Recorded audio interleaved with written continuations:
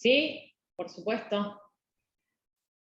Bueno, buenas tardes a todos. Para los que no escucharon la presentación inicial porque era un poco tempranito, les damos la bienvenida al equipo de FUESMEN que nos va a presentar hoy una presentación de casos clínicos de temas libres de PET con CT y con RM, y la que lo va a estar coordinando es la doctora Muriel Enríquez, desde hace 2 años la jefa de residentes de medicina nuclear de radiodiagnóstico de FUESMEN Mendoza. Hola, ¿qué tal? Buenas tardes, Laura. Bueno, para nosotros es un orgullo que nos inviten a participar de estas jornadas y de estas charlas. Nosotros, desde la institución, queremos agradecerles, permitir participar. La idea es que dar a conocer nuestros equipos. Somos una fundación pionera en el país en lo que es medicina nuclear y en lo que es adquisición de equipos híbridos. Desde el año 2012 contamos con el PET-CT y afortunadamente desde el 2016 con el PET-RM, lo que nos ha dado la oportunidad de adquirir un poco de experiencia en eso, y la idea nuestra es poder compartirla con ustedes para poder crecer en conjunto. A continuación vamos a comenzar con algunas de las charlas que hemos preparado, y a cargo de la primera charla está la residente de 5º año de nuestra institución, que nos va a hablar un poquito de fiebre de origen desconocido y nuestra experiencia en PTRM. Lorena.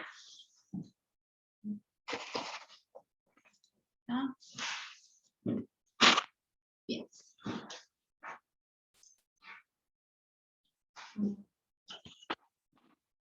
A ver, vamos a compartir pantalla, a ver si se ve bien la presentación, ¿sí?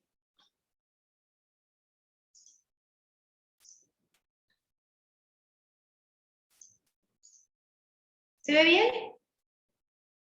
Perfecto. Sí, perfecto. Bueno, perfecto. Mi nombre es Lorena Ordani, soy residente de 5º año, como dijo Muriel, y les vengo a presentar unos casitos de fiebre de origen desconocido con PET-CT y con PET-RES, ¿sí? En primera instancia, los objetivos de esta clase para mí son exponer las ventajas del método, sus características, y mencionar cómo nos ayuda a la hora de detectar el foco febril en la fiebre de origen desconocido, y compartir la experiencia de nuestro centro con algunos casitos clínicos significativos.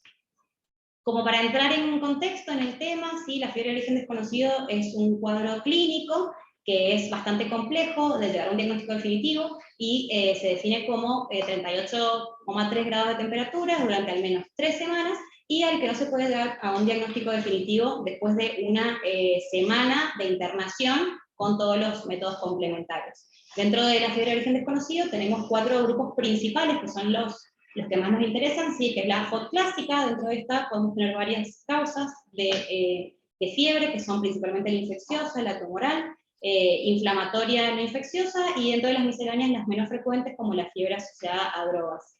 También podemos dividirla en nosocomial, que es después de permanecer al menos 3 días en la internación, en pacientes neutropénicos con un recuento de neutrófilos menores a 500, y la fiebre asociada a pacientes HIV, que esta generalmente es de etiología infecciosa de gérmenes oportunistas.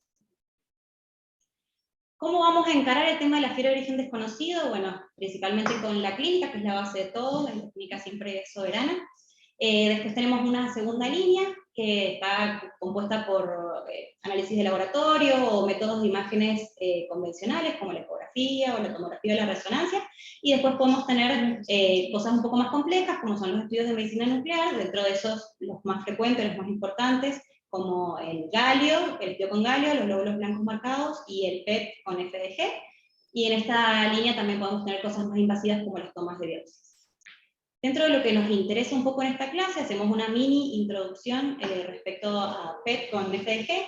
Podemos decir que la FDG con flúor 18 es un análogo de la glucosa común, que tiene una vida media de 110 minutos, y que ingresa a la célula por 3 mecanismos principales, pero el que más nos importa a nosotros a la hora de la adquisición de las imágenes es el que es a través de los transportadores GLUT, que hay de 1 a 13, pero los más importantes en estos casos son el 1 y el 3. Una vez que ingresa a la célula, es fosforilado, ¿sí?, a 2-FDG6-fosfato, y a partir de ahí queda como atrapado en el interior de la célula y no puede seguir el proceso de la glucosa normal, ¿sí?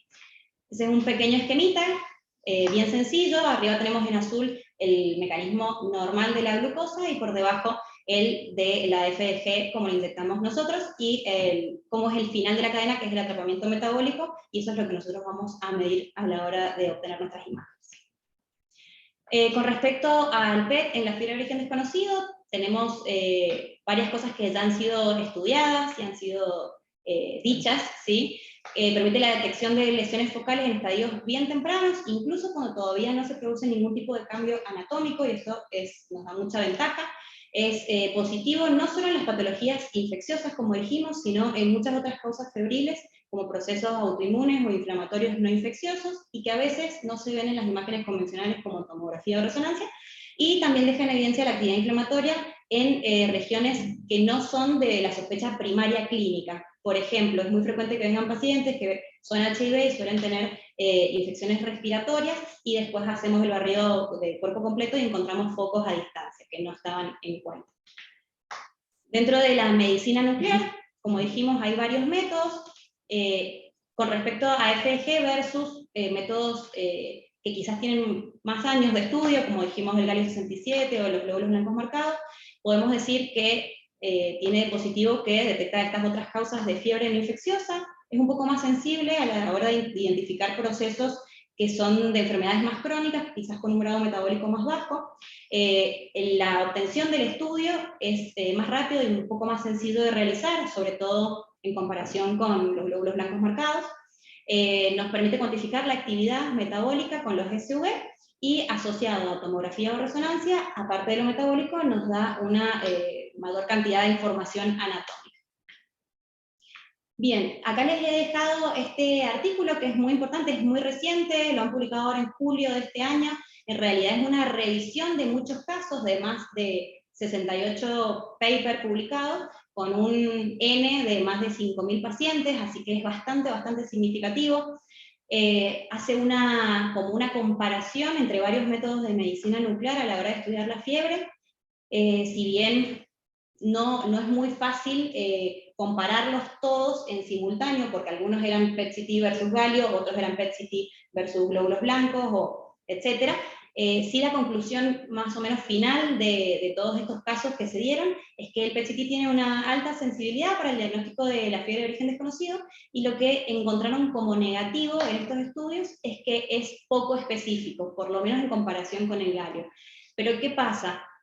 Se vio que esta baja especificidad, si bien es en concepto negativo, se da porque detecta muchas otras causas que no son necesariamente focos infecciosos, pero sí nos brinda mucha más información que igual aportan a la clínica del paciente, ¿sí? Ya sea detectando primarios desconocidos o detectando otras enfermedades inflamatorias.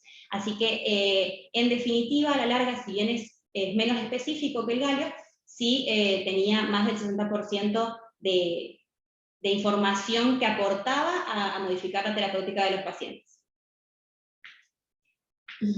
Y bueno, la pregunta de todos, ¿no? Esperemos que en algunos años, ya sea pronto, podamos hacer esta misma comparación con PET resonancia. La realidad es que a la hora de evaluar PET en el mundo es todo PET-CT principalmente, por la falta de disponibilidad de equipos principalmente, pero la idea es contribuir, por lo menos de nuestra parte, y sumar un poco de información también a esto, y ver si algún día podemos hablar de unos números un poco más interesantes con resonancia. Dentro de las etiologías de la FOB, que son sobre todo las que se valoraron en esta revisión de casos, hay algunas patologías que están más estudiadas y que tienen mayor nivel de evidencia de la ventaja del PET sobre otros métodos, que son principalmente esas: vasculitis, sarcoidosis, artritis reumatoidea y algunas misceláneas ahí metidas. Hacemos una pequeña revisión de estas y mostramos unos casitos, ¿sí? En primera instancia, y a la cabeza de todo, las vasculitis, ¿sí? Se estudió que el PET tiene una alta sensibilidad y especificidad para el estudio de las vasculitis, sobre todo de grandes vasos. Visualiza los cambios metabólicos mucho antes de que aparezcan los cambios anatómicos, como el engrosamiento de las paredes arteriales. Valora no solo la presencia, sino también la extensión de la enfermedad, porque al hacer el barrido completo podemos ver no solo si hay o no vasculitis, sino qué arterias están afectadas, cuántos focos metabólicos hay, y el grado de captación a través de los SV, y esto es muy importante a la hora de valorar la respuesta al tratamiento, porque en muchos estudios ha quedado expuesto que la disminución de los valores de SV va de la mano con la disminución de los reactantes de fase aguda, y nos habla de respuesta al tratamiento. Entonces, como premisa, más que nada, de estas enfermedades, hoy por hoy, si hay una sospecha clínica de una vasculitis, se recomienda utilizar directamente solicitar directamente un PET-CT para no perder tiempo con otros métodos diagnósticos. Otro, como dijimos, es la sarcoidosis, también una enfermedad bastante estudiada. Con respecto al PET, determina la extensión también de la enfermedad, tanto pulmonar como extrapulmonar. Sirve de guía para focos metabólicamente activos, que nos van a decir dónde podemos tomar la biopsia, en zonas que sean más accesibles y con menores efectos adversos, con menos complicaciones. También valora la respuesta al tratamiento a través de los SV, y en una de las últimas revisiones que se realizó, se analizaron los casos de más de 230 pacientes, y sí se pudo ver que en estas últimas revisiones era más sensible y más específico que el galio 67. Con respecto a la R, tenemos un poco menos nivel de evidencia, no hay tantos casos. Sí sabemos de antes, ya sabemos todos que la resonancia sola con gadolinio ya es un método de imagen de elección para valorar la artritis reumatoidea. Vemos la vascularización, el engrosamiento sinovial, el panus y también las erosiones óseas con muy buena resolución, pero sumándole el PET, idealmente PET resonancia, podemos ver también los cambios metabólicos en la sinovial antes de que se produzcan los engrosamientos. También podemos ver el grado de inflamación de todas las articulaciones del cuerpo, por lo mismo que venimos diciendo, de que se hace ese barrido corporal total, y monitorizamos la respuesta al tratamiento también con las captaciones. Y bueno, menos estudiado y con Ns un poco más pequeños, tenemos estas distintas patologías, entre las cuales tenemos la espondilodicitis, donde se vio que también la resonancia magnética como método único de imágenes tiene una alta sensibilidad y especificidad, pero en algunas series de casos publicadas, que todavía son pequeños, se pudo ver que asociando el PET a la resonancia, la sensibilidad y la especificidad aumentan considerablemente. Tenemos otras también patologías cardiovasculares, como endocarditis infecciosas, aneurismas infectados, también podemos valorar las prótesis y los injertos vasculares. En estos casos podemos hacer el estudio PET, lo único que tenemos que tener en cuenta es hacerlo con un frenado cardíaco, que es hacer una pequeña preparación del paciente, media hora antes administramos heparina, que son 50 unidades por kilo de peso, y preferentemente que el día previo, 24 horas previas, haga una dieta baja en hidratos de carbono. Esto nos permite mucha mayor resolución a nivel cardíaco y podemos detectar focos infecciosos. Dentro de las osteomielitis, esto se hizo un estudio también comparando osteomielitis con distintos métodos, entre esos que los que han mencionado, PET-CT, resonancia sola, galio y centelograma óseo. Se pudo ver que el PET tuvo muy buenos resultados en el estudio de estos pacientes, y bueno, la resonancia magnética también, como venimos diciendo, como método de imágenes convencionales, tiene muy buenos números a la hora de diagnosticar estas patologías. Y la enfermedad inflamatoria intestinal ha sido estudiado principalmente el uso del PET en niños. ¿Por qué? Porque la videocolonoscopía es un estudio bastante invasivo, donde hay que también anestesiar a los niños generalmente, entonces se valoró el tema de realizar PET-CT como otro método diagnóstico, y si bien fue poco específico, sí tuvo un valor predictivo negativo muy alto, que nos habla de que prácticamente nula la posibilidad de tener una enfermedad inflamatoria intestinal con un PET negativo. La realidad es que muchos de los números que veníamos hablando hasta ahora son en base a PET-CT, como estábamos diciendo, por la baja disponibilidad de equipos híbridos con resonancia a nivel mundial. No tenemos todavía muchos niveles de evidencia, pero sí podemos decir desde nuestra experiencia en nuestro centro, que tenemos acceso a los dos métodos, PET resonancia y PET-CT, podemos decir que tiene una excelente definición, que eso va de la mano con la resonancia, con los equipos resonadores de alta resolución. En nuestro caso tenemos un 3 Tesla, así que eso es prácticamente inmejorable. Valora no solo las estructuras anatómicas planas o la parte metabólica del PET, sino que te podemos valorar los realces vasculares, la perfusión y la difusión, que son propios de la resonancia. Utiliza menor cantidad de radiación, porque tampoco tenemos que hacer la tomografía del cuerpo completo, y nos proporciona mucha información anatómica en zonas en las que la tomografía está demostrado que tiene menor resolución, como por ejemplo en la pelvis, en algunas partes blandas o en los cerebros. Y lo que podemos decir de negativo en relación al PET-CT es que es un poco más costosa y a nivel mundial hay baja disponibilidad. no se puede usar en ciertos dispositivos electrónicos, pacientes con marcapasos, etcétera, que tenemos que estudiar con PET-CT. La duración de la adquisición de las imágenes es un poco más larga, y eso a veces puede encontrar con algunos pacientes que son claustrofóbicos, y sí tienen menos definición a nivel de parénquima pulmonar. La realidad es que las lesiones pulmonares menores a 5 milímetros siguen siendo un desafío para la resonancia, pero bueno, en nuestro centro hacemos adquisiciones T2 con respiración gatillada, y eso mejora un montón la definición, y de todas maneras esto lo podemos solventar en muchos casos adquiriendo una tomografía de tórax de baja dosis.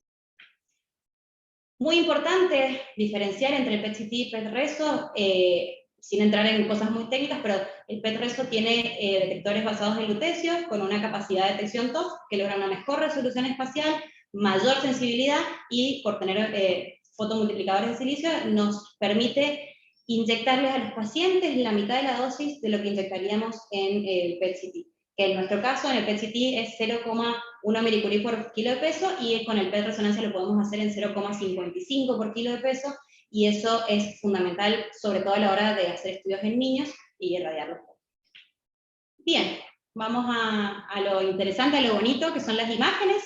Les pongo algunos casitos clínicos de PET-resonancia acá en nuestro centro.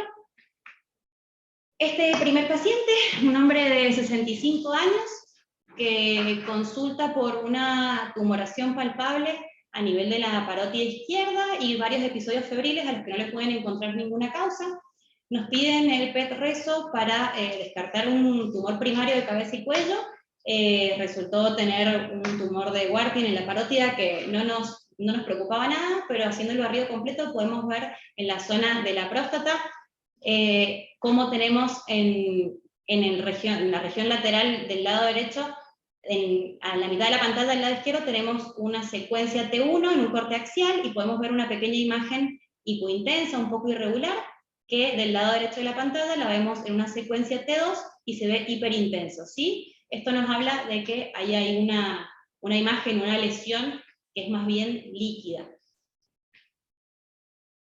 Con respecto a la secuencia de difusión, en la izquierda de la pantalla podemos ver muy claro cómo esa imagen restringe, bien marcado, ¿sí? Y del lado derecho ya tenemos las imágenes fusionadas, y podemos ver que tiene una captación elevada de FDG, más que nada en forma de anillo, y este paciente tenía un absceso de próstata que no lo sospechaban para nada, y ni siquiera estaba en la región de estudio.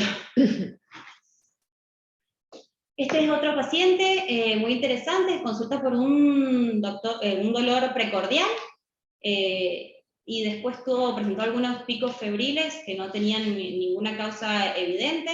Hizo una elevación de troponinas, pero tenía cinecoronariografía negativa, no tenía ninguna imagen de relevancia, entonces se le pide el PET-reso para descartar que no tuviera una endocarditis infecciosa. En las imágenes de abajo podemos ver del lado izquierdo, en el MIP, es un corte de las dos cámaras, y podemos ver el ventrículo izquierdo con una captación elevada de FDG, y se correlaciona con las imágenes que tenemos más a la derecha, abajo a la derecha, donde vamos a ver, tenemos una difusión en un campo B50, que es un campo bajo, ¿sí? Y del lado derecho tenemos el mapa de ADC, y lo que podemos ver en esta zona, que se ve mucho más hiperintenso ahí en la difusión, en este área de acá, que coincide a su vez con la captación elevada de FDG, es que había un edema transmural de la pared. Y como hallazgo en las imágenes, en el resto del barrido completo, podemos ver en la parte de arriba de la pantalla, a la izquierda en el MIP, el clásico signo de lambda, que está descrito en todos los métodos, y que hace referencia a los ganglios hipermetabólicos del mediastino bilaterales. Este paciente tuvo una endocarditis secundaria a una sarcoidosis. Este es otro casito. Esta es una paciente de 45 años que tiene un antecedente de una artritis de Takayasu, que consulta por molestias en miembros inferiores, por disminución de los pulsos, se le realiza un Doppler y se visualiza una estenosis de algunas arterias, entonces se le solicita un PET-resonancia sospechando una vasculitis, y podemos ver acá en las imágenes, que son las imágenes en corte coronal de la resonancia, sí podemos ver cómo ya se están viendo los cambios anatómicos con los engrosamientos de las paredes arteriales, tanto del tronco brachiocefálico derecho como de la arteria carótida de izquierda, ¿sí? Bien. En estas otras imágenes podemos ver que hay un marcado realce de las paredes arteriales que coincide con la zona de mayor captación, que se puede ver bien claro en el MIP, pero acá tenemos las imágenes fusionadas. Vemos que entonces ese engrosamiento arterial está en coincidencia con un área de mayor captación de FDG, y esto es compatible con una vasculitis, que bueno, la paciente resulta tener un montón de focos de vasculitis en todo el barrido corporal. Acá tenemos unos cortecitos axiales, se ve bien claro el engrosamiento concéntrico de las paredes. Y lo que les he dejado acá abajo, bueno, que se ha corrido un poquito, es un cuadrito, ¿sí? Que es una escala que se llama escala de Meyer, que fue diseñada para que pudiéramos valorar la respuesta al tratamiento, ¿sí? Desde la parte metabólica. Se divide en 4 grados, y lo que hace es comparar los focos de captación de las paredes arteriales con el pool hepático. Entonces, en este caso puede ser sin captación, menor, igual o mayor al hígado, y en los estudios consecutivos, en los controles del tratamiento, vamos a ir midiendo esos mismos focos de captación, y vamos a ver si disminuye con respecto al hígado, y eso va de la mano con una respuesta al tratamiento. Y este otro caso es una chica joven, 25 años, que tenía un antecedente de un linfoma refractario al tratamiento. Era un linfoma con un compromiso infranodal, nodal suprainfradiafragmático y extranodal óseo, que comienza con fiebre a repetición, dolores que no eran muy específicos, sí, después empezó a referir un dolor lumbar, hizo tratamiento antibiótico de amplio espectro y no respondió, y se le pidió PET resonancia para poder valorar las estructuras óseas, y podemos ver bien claro ahí en la zona lumbar cómo tenemos una captación una hipercaptación del radiotrazador a nivel del disco L5 y S1, que a su vez se extiende hacia ambos cuerpos vertebrales. Hay alteraciones de las caídas articulares, hay en la resonancia en el T2 y en el STIR se puede ver bien clara la presencia de edema óseo, y todo en conjunto con la captación elevada de FDG, que nos hablaba de un proceso infeccioso activo, que es una espondilodicitis en este caso. Esta es la misma paciente. En la izquierda tenemos unas imágenes coronales, se pueden ver en la resonancia magnética cómo son heterogéneos todos los cuerpos vertebrales, porque ya tenía un compromiso óseo de su enfermedad de base, y sí podemos ver cómo se ven irregulares los platitos articulares a nivel de la espondilodicitis con los cambios de intensidad de señal. Y del lado derecho tenemos un corte axial de la misma paciente, donde se ve todas esas imágenes marcadamente heterogéneas, todo lo que se ve hiperintenso, ¿sí? Lateral, adyacente a la columna. Todo esto es una gran colección que hizo la paciente, que comenzó en partes blandas, invadía psoas, retroperitoneo, y se iba hacia la pelvis menor, que en este caso se puede ver en la imagen de la derecha que todavía persiste un poco de captación en la zona más periférica, pero esto fue una gran colección que tuvo que ser también drenada. Bueno, con respecto a lo que hemos hablado hasta ahora y a los pasitos, lo único que podemos decir es que bueno, el PET-CT ya es reconocido a nivel mundial, ya sabemos que tiene mucha sensibilidad, quizás poca especificidad, pero mucha sensibilidad para detectar los focos febriles. Se propone a la resonancia magnética asociada al PET como una herramienta muy útil, que ya de base, desde el vamos, es una indicación clara para aquellas enfermedades en las que la resonancia ya es el gold estándar como método de imagen convencional. Entonces, se cae de maduro, digamos, que asociándolo a la parte metabólica del PET, esto aumentaría muchísimo más su sensibilidad y especificidad para todas estas patologías. Y lo último, pero más importante en realidad, es que la falta de estudios de investigación a nivel mundial que tengan un número de pacientes significativo, no nos permite todavía determinar cuál es la contribución real del PET-reso en la población general, y no nos permite incluirlo en los algoritmos diagnósticos de las mayoría de las patologías. Sin embargo, lo poco que está publicado a nivel mundial, ya sea reportes de casos, o algunas revisiones, o algunos estudios retrospectivos de algunos centros con PET-resonancia, sumado a nuestra humilde experiencia en el tiempo que llevamos con estos estudios, podemos decir que es un método que es muy alentador. Creemos que va a dar muy buenos resultados en el futuro, no solo para la evaluación de patologías oncológicas, sino también no oncológicas, como es el caso de la FIP. bueno, amplia bibliografía a nivel mundial, y muchas gracias por su atención. Bueno, muchas gracias Lorena. Ahora vamos a seguir con Brunella Ronchi, que es residente de cuarto año. Ella nos va a hacer una recopilación de lo que es cáncer de cabeza y cuello y PDRM. Les contamos mientras tanto que en nuestro centro los estudios PET se programan en la entrevista. Después de la llegada del paciente, cada médico entrevista al paciente y ahí es donde se decide y se programa el estudio. Muchas veces hacemos un PET de cuerpo completo y hacemos imágenes de alta resolución según la sospecha diagnóstica, o como les comentaba Lorena, en el caso de la próstata, fue un hallazgo, pero bueno, las imágenes anatómicas de resonancia nos amplían mucho más la forma de ver. Bruna, ¿seguí vos? Bueno, ¿qué tal? Buenas tardes a todos. Mi nombre es Brunella Ronchi, yo soy residente de cuarto año. Espero que se vea la presentación. No, perdón, todavía estamos en la presentación anterior. Tendrían que sacarla. A ver.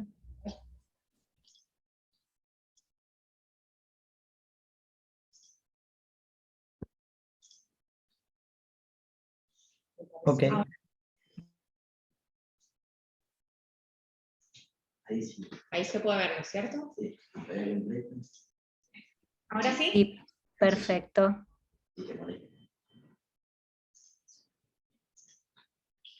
Bueno, ¿qué tal? Buenas tardes otra vez. Bueno, yo voy a hablar de PET de resonancia en neoplasias de origen desconocido. Primero, como objetivo es discutir las aplicaciones del PET reso en cáncer de origen desconocido, revisar brevemente el protocolo de la institución y describir algunos casos. Para comenzar, ¿cómo se define una neoplasia de origen desconocido? Es aquella en la que el paciente presenta metástasis nodales, metástasis viscerales, elevación de marcadores tumorales y o un síndrome paraneoplásico con sospecha de una lesión en la que los estudios imagenológicos convencionales han sido negativos. Para hablar un poquito de la estadística, las neoplasias de origen desconocido representan un bajo porcentaje y se cree, por diversas teorías, que hay cierta agresividad intrínseca por mutaciones genéticas específicas, y lo que nos ayudaría a nosotros también es los marcadores tumorales y la anatomía patológica. Preferentemente el paciente tiene que traer una anatomía patológica de alguna biopsia, un ganglio biopsiado o por una lesión metastásica en otro órgano. Como muestra el cuadro, dependiendo de los marcadores, nosotros podemos ir sospechando el sitio primario. Estadísticamente, tanto en la experiencia de nuestro centro como quise traer acá este trabajo, las principales lesiones son las que se ubican en cabeza y cuello y cáncer de pulmón. Este era un trabajo de 43 pacientes, en las que principalmente eran, bueno, estas las lesiones primarias. Nuestros protocolos, brevemente, de la institución, como dijo Muriel, se basa fundamentalmente en la entrevista del médico con el paciente, que en ese sentido es más demandante para el médico, para indagar, ver más estudios previos y hacer un interrogatorio exhaustivo. Posteriormente se le va a inyectar al paciente 18 de FDG, va a esperar una hora aproximadamente y se van a adquirir las imágenes de cuerpo completo, con imágenes localizadas dependiendo de la sospecha clínica del médico. ¿Qué beneficios podemos ir viendo en cuanto a la parte de resonancia sumado a las imágenes de PET? Bueno, principalmente uno de los más importantes es la difusión. Acá quise traer este estudio en el que participaban 70 pacientes, en los que se veía que PET resonancia sin difusión tenía una sensibilidad del 90%, que aumenta al 99% con difusión. En cambio, la especificidad no había tantas variaciones. Por lo tanto, sí concluían que la adición de secuencias de difusión aumentaba significativamente la sensibilidad de estos estudios. ¿Qué sabemos también del PET localizado? Como otros beneficios, que las neoplasias muestran cierto aumento del valor del SV+ a las 2 horas, es decir, en imágenes tardías, que al inicio del estudio. Las captaciones fisiológicas es a la inversa, muestra una disminución del valor de SVMAX en imágenes tardías. Por lo tanto, el contraste entre el tumor y el background va a aumentar a las 2 horas. Acá quise traer este trabajo en el que también comparaban un N de 70 pacientes y mostraban claramente con estos gráficos esquemáticos la detección de que pasaba de un 83% a un 93% de las lesiones a las 3 horas. Este es un caso nuestro que voy a mostrar más adelante, que ocurría lo inverso. Era una paciente con una lesión ganglionar en la que tenía un SVMAX de 7,32, pero que en las imágenes tardías disminuían, por lo tanto se interpretó como inflamatorio. Y por anatomía patológica también fue confirmado. Entonces, bueno, como dijo Lorena recién, no hay muchos trabajos que hablan de PET resonancia por la escasa disponibilidad a nivel mundial. Este es uno de los más grandes que encontré y que justamente comparan PET reso con PET CT en neoplasias ocultas. Es un trabajo de 43 pacientes, en el que el 40% eran lesiones cervicales, o sea, de cabeza y cuello, y principalmente lesiones carcinomas escamosos. ¿Qué vieron también en este trabajo? Al comparar PET reso con PET CT, que las tasas de error que había en PET CT, por ejemplo, de captaciones fisiológicas, era en un total de 8 pacientes. En PET reso, un solo paciente hubo una tasa. Lesiones metastásicas óseas en las que se malinterpretaron con PET CT fueron 5 y con PET reso 2. Entonces podemos ver que los errores diagnósticos que podemos llegar a tener son mucho menores con PET resonancia que con PET tomografía. Ellos concluyeron que PET reso supera a PET CT en el estudio de pacientes con sospecha de neoplasias ocultas, especialmente en los neoplasias de cabeza y cuello. Fue comparable en la detección de las metástasis, ganglios linfáticos y metástasis a distancia, pero sí, MRI podría reemplazar a PET CT en pacientes con neoplasias de origen desconocido. Este es el cuadro resumen más importante que muestra este trabajo, porque además ellos mostraron, o sea, compararon también con tomografía y solo con resonancia. Entonces podemos ver que la sensibilidad y la especificidad del método es cercana al 100% tanto para la detección del tumor primario, la detección de adenopatías y metástasis a distancia. Vamos a ir viendo algunos casos. Esta era una chica de 20 años en la que consultaba por una adenopatía cervical con estudios convencionales negativos, en la que le piden el PET reso y la anatomía patológica era un carcinoma escamoso.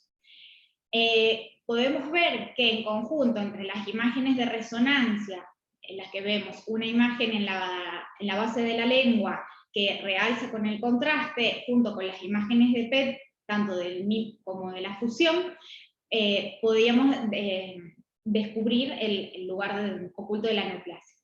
Además también nos ayudan muchísimo las secuencias de difusión, que como habíamos dicho, tienen una implicancia diagnóstica muy importante.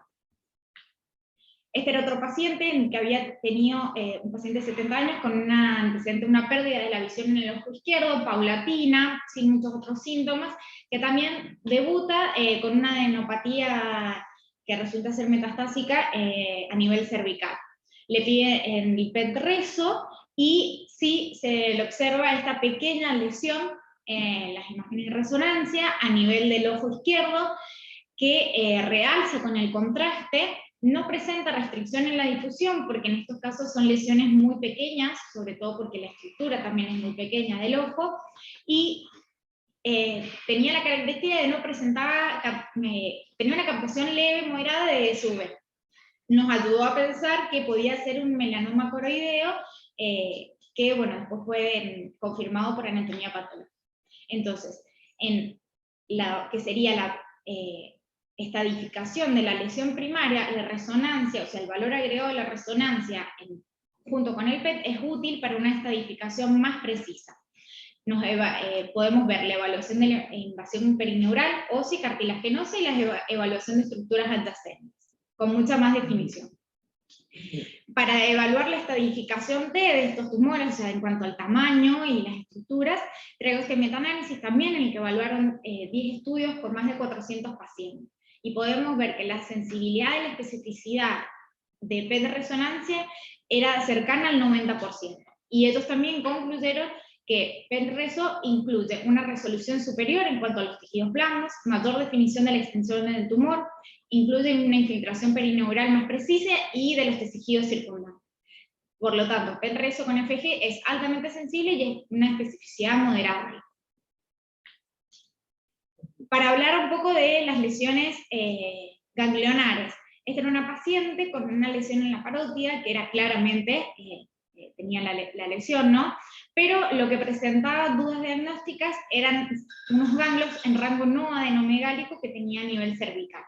Podemos ver que si bien el tamaño está en el límite superior, la distorsión de la arquitectura, podríamos decir, de que tenían estos ganglios, más la captación elevada de FG, ayudaron a informarlos como lesiones metastásicas nodales, que fueron confirmados. Y además este paciente podemos ver también en el MIP que tenía una metástasis en la parrilla costal, que es bueno, muy difícil de ver por resonancia, tal vez con algún centellograma óseo también se podría ver. Otro paciente para evaluar la parte de las lesiones nodales, podemos ver esta señora tenía una lesión en el conducto auditivo externo bastante expansiva, que le comprimía y le erosionaba la mastoides con elevada captación de FDG, pero lo mismo, tenía unas adenopatías, específicamente esta, que presentaban dudas, que si bien en la resonancia no eran concluyentes, las imágenes de PET y las imágenes fusionadas sí nos ayudaban a pensar que podía ser también una lesión metastásica.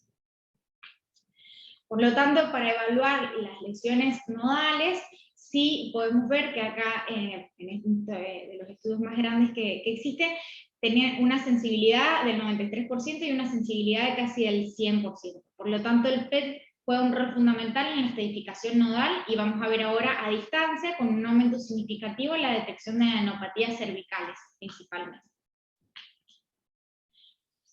En cuanto a las lesiones metastásicas a distancia, este era un paciente que presentaba una lesión expansiva, había consultado en el hombro y en la base del cráneo, se le habían realizado resonancias por separado de ambas estructuras, en las que no eran muy concluyentes, sino que sugerían que eran lesiones secundarias. Al realizarse el PET-RESO, sí podemos ver en las imágenes de cuerpo completo, tanto la lesión primaria, que se la pudo delimitar perfectamente con la resonancia, como las lesiones metastásicas a distancia, que tenía, bueno, más de las que el paciente con las que el paciente presentaba síntomas. Entonces, en estos casos también es un estudio que permite hacer 2 o más estudios en una sola adquisición, ganando tiempo para el paciente. ¿Qué pasa un poco con las lesiones a nivel pulmonar? Bueno, si bien podemos tener ciertas dificultades con la resonancia para la detección de lesiones de menos de 5 milímetros, se ha visto en varios trabajos que no hay diferencias significativas con la tomografía, y que el valor agregado tanto de la resonancia junto con el PET, o sea, el PET resonancia, tendría igual sensibilidad y especificidad que una tomografía. O sea que sí podríamos ver las lesiones. Además, bueno, como es mi compañera, acá a los pacientes se les hace una tomografía de pulmón para evaluarlos. Entonces, en cuanto a la estadificación de las metástasis a distancia, sí es excelente el PET resonancia, detectando lesiones de hasta 6 milímetros, tanto pulmonares como hepáticas, demostrado por varios trabajos, y en este caso, Catalano y colaboradores evaluaron un total de 134 pacientes, también con PET-RESO y PET-CT, que si bien no eran neoplasias ocultas, pero sí compararon ambos métodos, y concluían que la estadificación de las lesiones en hígado, ganglios y huesos y pelvis era mayor con PET-resonancia, cambiando la estadificación en un 18% de los pacientes, de este total, con una P significativa. Por lo tanto, sí creemos que puede ser un estudio como un factor pronóstico. Dentro de estos, él mostraba que el valor añadido de la resonancia junto con las imágenes de PET podía detectar lesiones metastásicas hepáticas más chicas que no eran visibles en tomografía o en las imágenes de PET solas. Este es otro caso, bueno, el que mostraba al principio, el de la paciente con la lesión en la lengua, y la idea de esto era mostrar también, una vez operada y después de haber realizado tratamiento radiante, qué pasaba con estas adenopatías, y justamente de lo que hablaba de las imágenes localizadas tardías, en las que en este caso la adenopatía disminuía el valor de SVmax en las lesiones, en las imágenes tardías, por lo tanto sí era sugestivo de una lesión inflamatoria.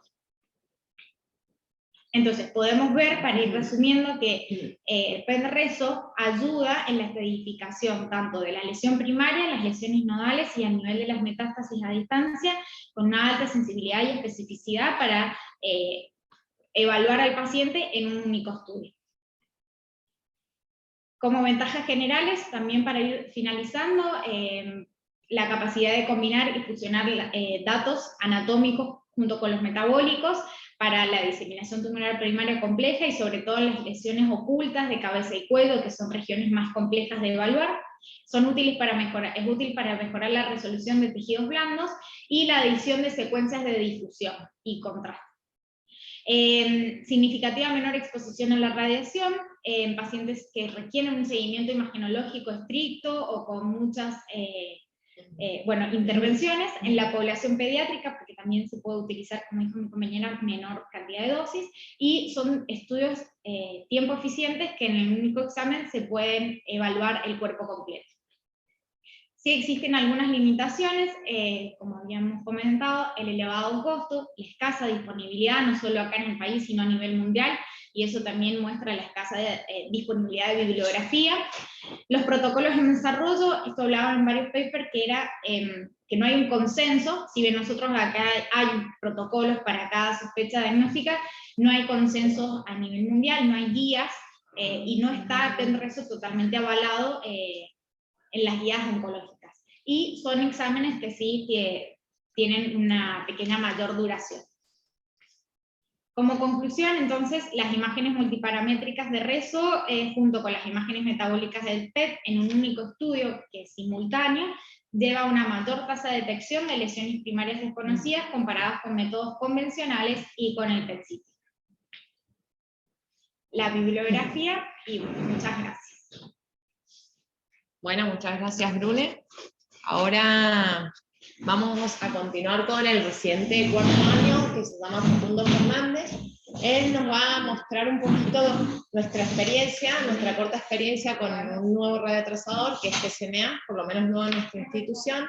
Por eso nos pareció importante mostrárselos, sobre todo en PTRM. ¿Ah?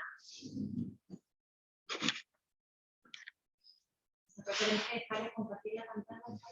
Creo que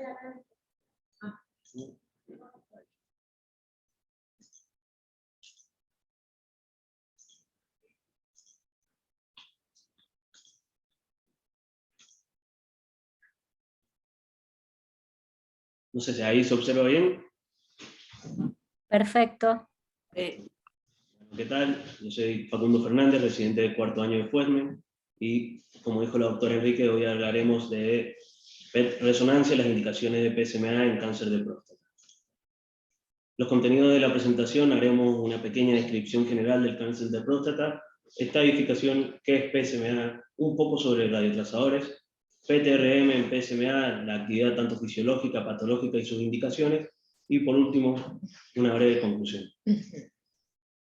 A modo de introducción, en generalidad es el segundo cáncer diagnosticado en hombres, la tasa de casos nuevos de 112 por 100.000 hombres al año, la tasa de mortalidad es de 19 por 100.000 hombres por año, y una regla general más o menos que se cumple es la regla del 30%, que es en la estadificación inicial el 30% tiene metástasis, después del tratamiento local el 30% recaen, y cerca del 30% desarrollan metastasicoses. Como la etiología, el factor de riesgo principal sobre todo es la edad, mayores de 65 años, la genética también es importante, sobre todo si tenemos un hermano entre 45 a 50 años, esto lo multiplicaría por 17, la raza negra, afroamericanos, dieta rica en grasas, obesidad, y la exposición a metales pesados y el tratamiento de suplencia androgénica. Con respecto a los tipos, el adenocarcinoma, sobre todo es el más frecuente de todos, con un 95%, y es el 5% restante lo toman, el 90% de ese 5% de las células transicionales, y el 10% tumores neuroendocrinos a células pequeñas. Las lesiones intraprostáticas van a ser en un 20% en la zona de transición, hasta un 5% en la zona central, y más de un 70% en la zona periférica. Ahora bien, entrando ya a la estadificación, tenemos los criterios de D'Amico. Lo que hace D'Amico en el año 98 es planificar el riesgo de recurrencia que tenían los pacientes con cáncer de próstata, tomando múltiples factores, entre los cuales toman los niveles de PSA en sangre, el Gleason score, y por último el diagnóstico de extensión tumoral. Entonces los agrupa en 3 grupos: de bajo riesgo, riesgo intermedio y alto riesgo. ¿Cuáles van a ser los que nos van a importar a nosotros? Riesgo intermedio y alto, que se definen con un PSA, sobre todo el intermedio, mayor de 10 a 20 nanogramos por mililitro, un Gleason de 7, y en la clasificación del TNM un T2B. El alto riesgo, un PSA mayor de 20 nanogramos por mililitro, un Gleason mayor o igual a 8 y un T2C. Con respecto a las estadificaciones, este TNM, volvemos al T2B, que sería un intermedio. El tumor afecta más del 50% del lóbulo, pero no ambos lóbulos. Ya el T2C y el T3 ya sería de alto riesgo, como estábamos nombrando, donde afectarían el T2C ambos lóbulos, perdón, y en el T3 sería una extensión extracapsular, tanto unibilateral o hacia las vesículas seminales. El N va a estar dado por las metástasis ganglionares regionales, y el M, ganglios que no sean regionales, huesos y otros. Acá cabe destacar que sobre todo a nivel, cuando estadificábamos el N y el M, podríamos valernos del PET-CT, y para el tumor primario solamente nos valíamos de la resonancia. Hoy día podemos utilizar o podemos hacer todo este estudio en uno con PET-resonancia. Ahora bien, traigo a colación este artículo de Barbosa, donde hace una descripción de la recurrencia con PSMA-PET de tanto las zonas típicas o atípicas y su diseminación, donde la recurrencia local va a ser postoperatoria, o sea, extraprostática, y vamos a tener sitios típicos como la anatomosis vesicoureteral en un 50%, márgenes quirúrgicos laterales, o sea, las vesículas seminales en un 25%, los conductos deferentes remanentes en un 24%, la región retrovesical en un 14%, y como sitios atípicos las porciones anteriores de la uretra, la pared vesical y el vein. La recurrencia por radioterapia, o sea, intraprostática, los sitios típicos serían, por lo general, en el mismo lugar donde se encontraba la lesión antes del tratamiento, y como sitios atípicos similares a los postoperatorios. Continuamos basándonos con el mismo artículo de Barbosa, hablando sobre la diseminación ganglionar, donde toma como punto de referencia al promontorio. Entonces, ¿qué nos habla este artículo? Que todo lo que se encuentre por encima del promontorio van a ser metástasis a distancia, y todo lo que se encuentre por debajo van a ser ganglios regionales. También tenemos lugares típicos, y toma generalmente del cáncer de próstata un patrón ascendente, donde el ganglio obturador es el más comúnmente afectado en un 82%, los ganglios ilíacos externos, internos, ilíacos comunes y retroperitoneos. Pero también contamos con lugares atípicos, que son retroperitoneales con preservación de las cadenas pélvicas. Esto nos habla de un mal pronóstico, porque ya habría una diseminación hematógena. También ganglios paraórticos, paracaos, por los vasos gonadales, mesorrectales, inguinales y la porción profunda del canal obturador. Ahora bien, como punto clave, PET-PSMA ha demostrado un 15% más de metástasis de ganglios mesorrectales. ¿Por qué es importante esto? Porque tanto en la radioterapia como a nivel quirúrgico no están en las plantillas, no se encuentran tipificados en la plantilla. Entonces, y esto cambiaría no solo el pronóstico, sino el tratamiento de estos pacientes, porque estos pacientes pueden terminar hasta con resecciones rectales. Ahora bien, entrando en la diseminación hematógena, existen 2 vías, una por medio de la vena cava y otra diseminación inversa a través de las venas desde la próstata hasta la columna vertebral, que es el plexo venoso de Watson, y los sitios más comunes de metástasis son óseos en un 90%, pulmonares en un 46%, que esto a nosotros nos sorprendió mucho, pero lo hemos estado viendo en nuestra práctica, hígado en un 25%, pleura en un 21% y glándulas adrenales en un 13%. Ahora bien, ¿qué es PSMA? Bueno, este antígeno prostático específico de membrana es un receptor, es una glicoproteína transmembrana de tipo 2 que tiene un dominio tanto extracelular como intracelular, que se sobreexpresa en la mayoría del cáncer de próstata. Se habla de 100 a 1000 veces más que las células prostáticas normales. ¿Y qué nos va a dar esto? Un gran contraste tumor-fondo. También, ¿de qué va a depender esta expresión de la diferenciación tumoral? Y puede estar disminuidos, sobre todo en el cáncer de próstata neuroendócrino. Se sobreexpresa también en algunos tejidos, como son el epitelio prostático, los túbulos renales, el tracto gastrointestinal y el tejido neural. Los radiotrazadores más utilizados son galio 68 y flúor 18 PSMA, expresado preferentemente también en células cancerígenas prostáticas, como hemos estado hablando, pero también en neovasculatura tumoral. Y PSMA PET es útil para evaluar sitios de recaída y diseminación en un solo estudio, y también tiene una gran sensibilidad para pequeñas escalas tumorales que el resto de métodos de estudios convencionales no detectarían. Ahora bien, con respecto a los radiotrazadores, esto es un cuadro que se ha hecho en nuestra institución, donde compara tanto galio 68 como flúor 18 PSMA, que es el que se encuentra hoy en día en FUESMEN. Hablaremos sobre todo de la vida media, donde tenemos una vida media mayor, sobre todo en flúor 18, donde tiene 110 minutos, esto mejora la disponibilidad, y con respecto a la expresión de ligandos de PSMA, en comparación con uno con el otro, tenemos mayor expresión en flúor 18 a nivel de las parótidas, a nivel de las glándulas salivales, hígado. Esto es importante porque ya, fíjense en comparación con galio, tiene una excreción hepática. En cambio, galio la tiene por medio de las vías urinarias. Entonces, ¿por qué nos serviría un poco más flúor 18 en este tipo de expresión? Porque nos ayudaría a ver mejor la recaída. Ahora bien, la actividad fisiológica de nuestra experiencia es mayor aumento en la sobreexpresión del radiotrazador a nivel de las glándulas lagrimales, a nivel de la glándula parótida y salivales, el hígado, el vaso, riñones e intestino delgado, y la nula excreción a nivel de las vías urinarias. Con respecto a la actividad patológica y la sobreexpresión de PSMA en condiciones tanto benignas y malignas, tenemos múltiples. Estas son las benignas y pueden ser óseas, fracturas, osteomelitis, enfermedad de Paget, inflamatorias e infecciosas como la sarcoidosis y la tuberculosis, o neoplasias benignas como pueden ser el hemangioma, el meningioma y el schwannoma. ¿Qué pasa? Recordemos que todo lo que tenga aumento de la vascularización puede sobreexpresar PSMA. Y como puntos claves, los sitios más inusuales de captación de PSMA se relacionan más a menudo con cambios benignos. Una sola lesión, por lo general, favorece a un hallazgo benigno, y bueno, la resonancia nos ayudaría a la caracterización morfológica de los hallazgos y aumentar su especificidad. Ahora bien, con la sobreexpresión de PSMA en neoplasias no prostáticas malignas, también son múltiples: gliomas, cáncer de tiroides, mama, pulmón, melanoma, pero bueno, siempre reconocer la variedad de condiciones de expresión de PSMA nos ayuda a diferenciar entre el cáncer de próstata metastásico y otras neoplasias.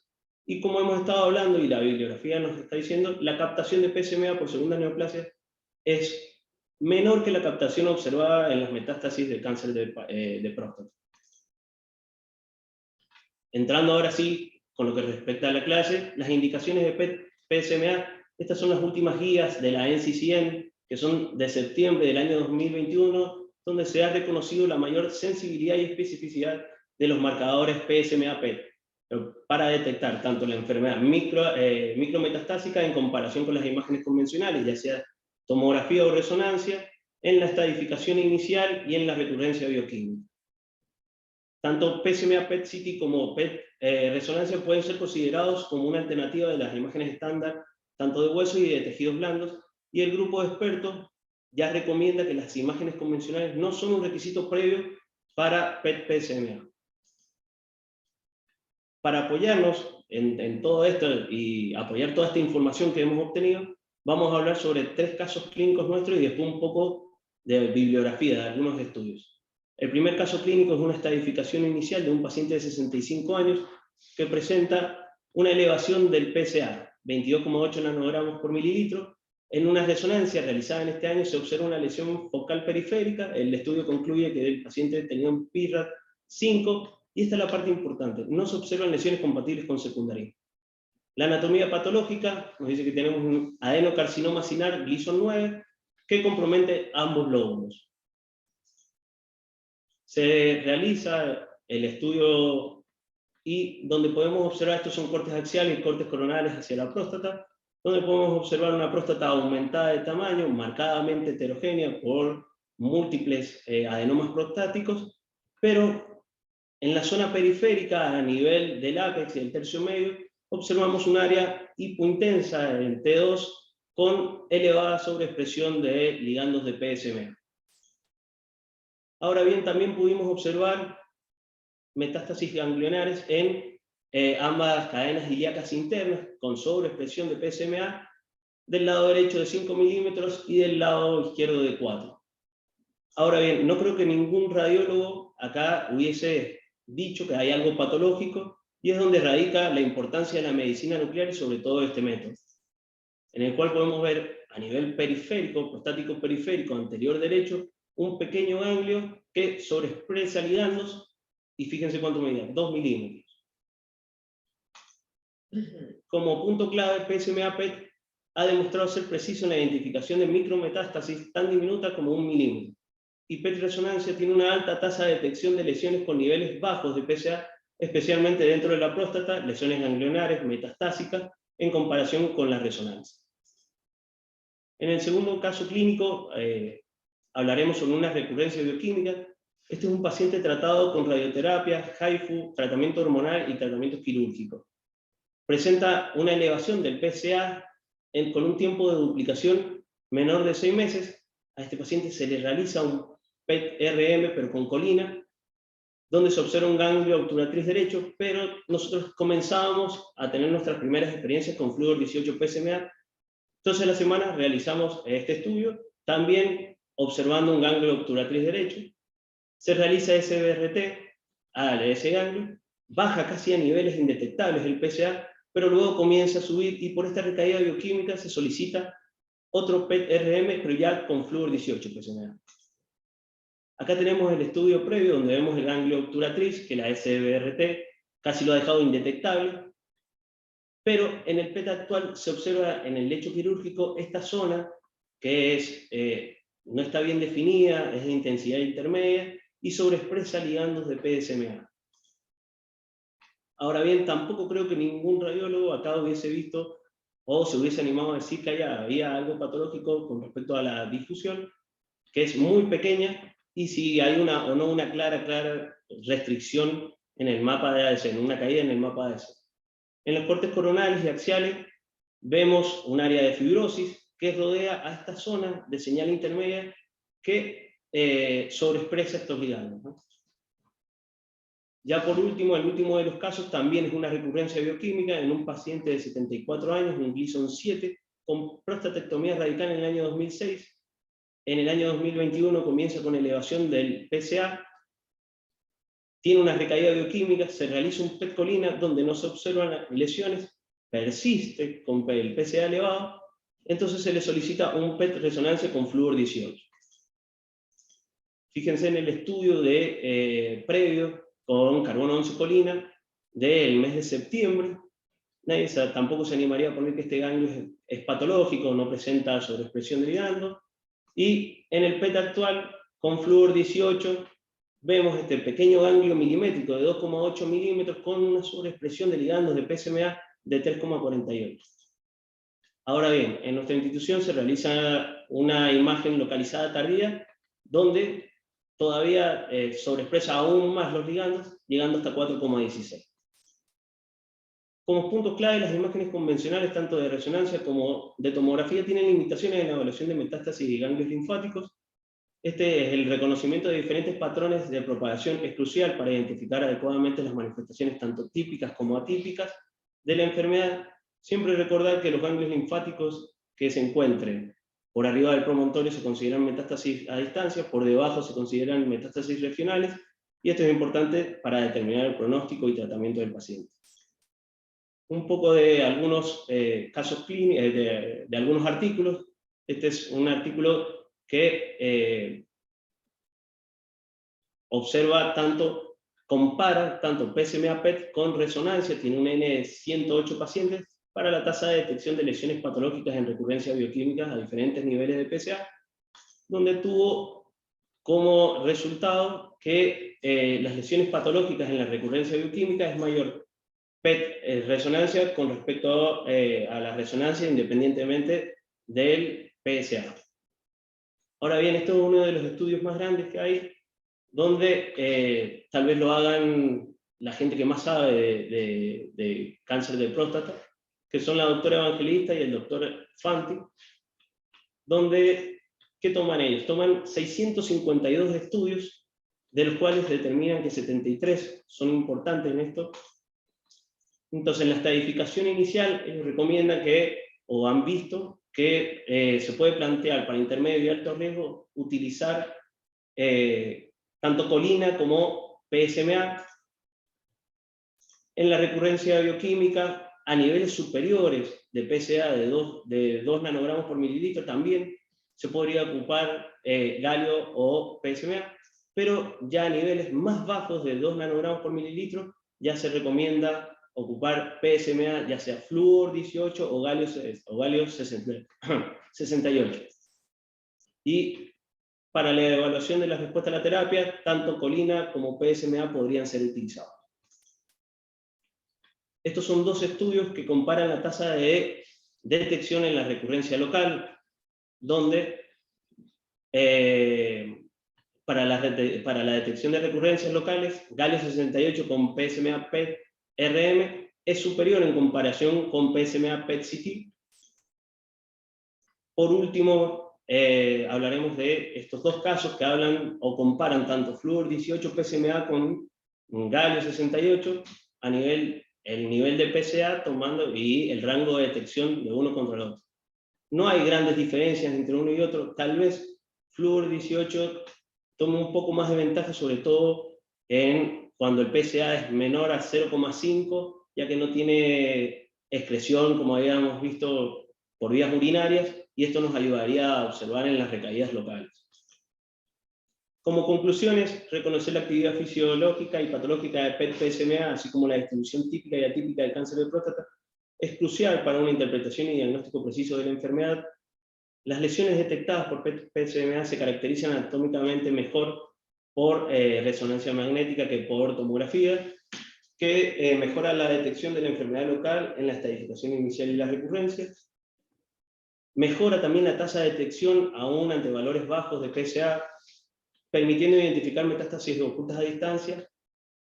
El dato de mayor relevancia es que la NCCN recomienda PET-PSMA tanto en la estadificación inicial como en la recurrencia bioquímica, sin que las imágenes convencionales sean un requisito previo para la utilización del mismo.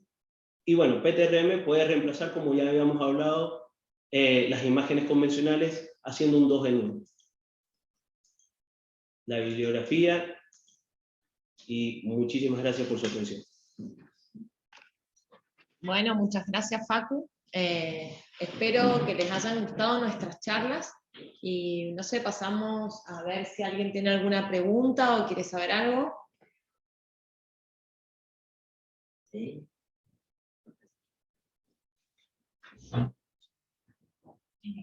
Hay algunas preguntas en el chat. ¿Puedes abrirlo? Ahí vamos a abrir el chat para ver las preguntas. Si quieren les voy diciendo, bueno, felicitaciones primero, y hay felicitaciones también en el chat, y acá hay una pregunta de Damián Genem que pregunta, ¿el flúor 18 PSMA ya reemplazó al carbono 11 colina o puede haber casos en los que sea más útil? En la poca experiencia que tenemos nosotros, tenemos mucha mayor tasa de detección con el PSMA, sin embargo en nuestros centros seguimos haciendo carbono 11 colina, porque también eso depende mucho del médico solicitante. La verdad que con respecto, como decía la doctora Enríquez acá, Flúor 18 PSMA se está comenzando a estudiar, y en el artículo que mostré, todo puede seguir siendo utilizado, pero siempre va a mostrar mayor relevancia, teniendo en cuenta el PSA. Cuando nosotros tenemos 2 nanogramos por decilitro, ahí nos serviría cualquiera, pero que haya sido reemplazado por Flúor 18 PSMA no es así todavía. No sé si hay otras. Gracias. Sí, acá preguntan si, felicitaciones, primero siguen felicitando, y si en su experiencia, ¿qué tasa de positividad tienen en pacientes con recaída bioquímica y un PSA menor a 0,5 con PSMA?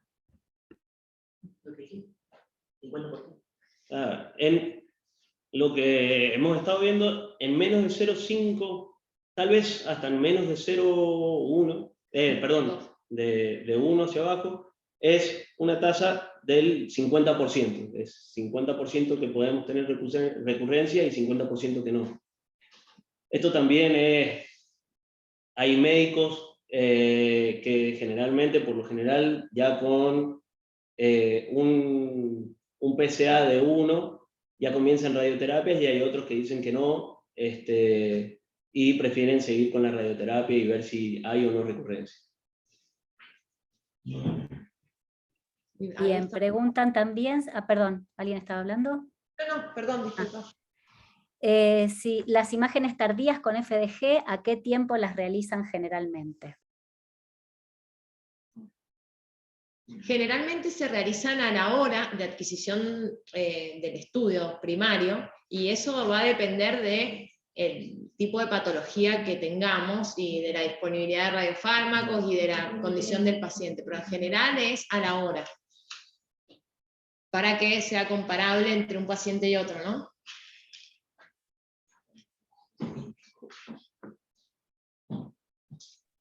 Estás muda, Laura. Ay, perdón. En cuanto a procesos inflamatorios y proceso tumoral, ¿se logra realizar una disquisición entre ambos procesos con resonancia? ¿Qué cambios esperaríamos en PET-RM? Bueno, en realidad eso es un poco también artesanal, depende mucho de cada paciente. Como dijimos en un momento, la historia clínica es fundamental, no es lo mismo realizarle el estudio a un paciente que está recién operado o a un paciente que lo operaron hace 2 años, obviamente que nos va a dirigir un montón también la clínica del paciente. Con respecto a la resonancia en sí, que nos aportaría, a diferencia de lo que es la tomografía, es que nosotros podemos ver cómo responde en la difusión, y el mapa de ADC generalmente es, si es algo tumoral, es una marcada restricción en las secuencias de difusión y una caída de señal en el mapa de ADC, a no ser que sea algún tumor quizás neuroendocrino o algo de baja grado metabólico, pero eso nos plantearía la duda también con el PET-CT, pero sí la resonancia en sí nos puede dar mucha información, también como dijimos, no solo con la administración de contraste, que eso se podría ver en la tomografía, pero también con la perfusión de la resonancia. Bien, otra pregunta. ¿Utilizan difusión sintética? No, nuestro equipo fue uno de los primeros PET-RESOs, y el software que tiene no permite realizar difusión sintética. En los nuevos equipos sí se puede llegar a hacer eso. Bien, una pregunta con saludos desde México que pregunta ¿qué tan receptivo es el medio médico en su país en el uso de PET en fiebre de origen desconocido? Bueno, nosotros tenemos la ventaja de tenerlo al doctor Peña, que aparte de ser buen médico es un buen vendedor, y los médicos clínicos y oncólogos y todos en Mendoza confían mucho en él, así que cada vez hay más aceptación del método, y muy importante lo que decimos de la posibilidad de usar de la evaluación 2 en 1, con la alta resolución que tiene el resonador 3 Tesla, entonces cada vez es más la aceptación que tienen. Además, en nuestra institución no tenemos la posibilidad de hacer, por ejemplo, glóbulos blancos marcados, entonces tampoco hacemos mucho galio, y es un poco el método que hay, y a su vez, que bueno, cada vez se están viendo más ventajas, así que cada vez es mucho mejor la aceptación. Sí, un comentario que quiero hacer, que la realidad es que glóbulos blancos marcados no hay, leucocitos marcados no tenemos, no sé si habrá algún lugar, pero tengo entendido que en el momento en Argentina no hay, y tampoco tenemos disponibilidad de galio 67, así que la importancia del PET con FDG y de nosotros educar también a los prescriptores, ¿no? Sí, totalmente. Sí, totalmente, creo que es muy importante, y esto de poder interactuar entre nosotros, de saber qué tenemos disponibles, de estar a disposición de ustedes para poder resolver la duda que tengan, y que sepan que se está estudiando, que se está aprendiendo, y que esto está disponible para cualquier paciente que lo necesite. No sé si tienen alguna otra Sí, pregunta. ahí Roxana Lunardón está certificando, ¿no? Que no hay uso de otros radiotrazadores para infecciones. Salvo la Exacto. ciprofloxacina, ¿no? Que tiene sus limitaciones. Perdón, una cosa que no entendí bien. ¿De qué depende la decisión de hacer PET-CT o PET-RM en el centro de ustedes? ¿Depende del pedido del médico, o ustedes lo aconsejan previamente o lo definen en la entrevista? En realidad, generalmente los pedidos en un primer momento eran PET-CT. Nuestro jefe de servicio, que es el doctor Gustavo Peña, ha hecho un trabajo muy fino en demostrarles a los médicos oncólogos cuáles son las ventajas del nivel de resolución de la resonancia y cómo nos ayuda al momento de determinar un diagnóstico. Entonces, muchas veces, por medio de clases, de mostrar esto, de trabajos, hemos ido incluyendo el PET-RM en distintos servicios, y así los médicos han ido incorporándolo. De hecho, muchos auditores de obras sociales hemos tenido que demostrarles las ventajas respecto a otros estudios para que lo puedan pedir. Y en la actualidad, o sea, nosotros respetamos el pedido médico que nos llega al momento de la entrevista, y si creemos conveniente por algún motivo que podemos obtener más ventajas sobre el PET-RM, nos comunicamos con el médico prescriptor y le sugerimos la alternativa de realizar el otro estudio. Por eso también es un trabajo en este momento como muy artesanal, ¿no? Sí, yo les quería contar, yo trabajo en Fundación Centro de Diagnóstico Nuclear, nosotros ahí, bueno, no tenemos híbrido, pero lo que sí hacemos es fusión por software con resonancia, y las mayores aplicaciones son en las lesiones hepáticas, cuando son de pequeño tamaño, como ya lo comentaron ustedes, que quedan dudas, hacemos así ahí la fusión, en próstata, en algunos casos en lesiones en cerebro, bueno, en la mayoría no, porque ya sabemos que para encéfalo la resonancia es superior, pero bueno, esos son donde nosotros sugerimos utilizar resonancia, y no nos queda otra que hacer fusión por software, ¿no? Ahora en nuestro servicio, para agregar, ¿no? Otra patología que se utiliza mucho es en estadificación inicial de cáncer de cuello uterino, porque al aumentar la sensibilidad de detección y el límite anatómico de visualización es mucho mejor. Hemos cambiado el estadio de muchas pacientes en su estadificación inicial con este método, ¿eh? Que no así con el... No escuché la última parte. Que mejoró respecto al PET-CT. Sí, y en recto también están haciendo... En recto hacemos imágenes de alta resolución de recto, y hacemos imágenes en 3 cortes. Se programa un estudio particular para recto inferior, recto medio o recto superior, según el tumor, y se hacen imágenes de alta resolución de la zona en cuestión para poder informarle al médico todo el compromiso del tumor con más detalle. Sí, y otra patología donde el uso está muy extendido, bueno, digamos dentro de la disponibilidad, es en la cardíaca, ¿no? Que sabemos del avance de la resonancia magnética cardíaca, y en este caso, como mostraron ustedes, el caso de sarcoidosis, que tenía compromiso miocárdico, y además se veían perfectamente el compromiso ganglionar, y bueno, y el PET de cuerpo entero para poder obtener hallazgo de algún sitio de lesión a distancia. Pero bueno, la importancia que ustedes dijeron también de la preparación en esos casos, y la verdad que las imágenes, si se puede hacer, porque el paciente no tiene ningún dispositivo, la verdad que son de muy alta calidad la fusión del PET con la RM. Sí, la verdad que estamos muy contentos y vamos siempre estudiando y aprendiendo nuevas técnicas, y como les comentaban los chicos, el tema de los protocolos es algo que se va elaborando a medida que van transcurriendo los pacientes, que vemos que en determinadas patologías nos aporta mayor información. Así que bueno, nosotros estamos a su disposición para poder contarles lo que necesiten, ¿no? Aprender con ustedes de lo que sea. Bueno, la verdad que las quiero felicitar porque las presentaciones, como ya nos felicitaron por el chat, fueron excelentes, y la verdad que nos dieron un pantallazo importante de su utilización, de su aplicación, muy valioso para todos nosotros. Así que no sé si alguien quiere hacer alguna pregunta más o ir cerrando, pero bueno, muchísimas gracias de nuevo. Gracias. Muchas gracias. Gracias a ustedes por invitarnos. Muchas gracias por invitarnos, la verdad que estamos muy contentos de compartir este momento con ustedes. Y ansiosos, por supuesto. Bueno, y recordar de paso que estamos cerrando nuestras jornadas Celso Papadopoulos, que vamos a hacer en Villa Carlos Paz, el 11 y el 12 de noviembre, así que ojalá todos puedan estar, porque también es otro ámbito, otro momento para encontrarnos presencialmente y conocernos mejor, y poder interactuar. Así que bueno, ojalá todos puedan venir. Sí, esperamos poder ir todos. Un gusto, doctora. Muchas gracias. Gracias a todos los que prestaron atención a nuestras clases, y bueno, para todos los que compartieron con nosotros, estamos a disposición para las preguntas. Nosotros somos FUESMEN, somos de Mendoza, para los que entraron más tarde, y estamos a su disposición para la información que podamos darles.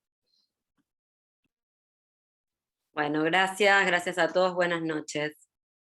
Buenas noches. Buenas noches. Luego.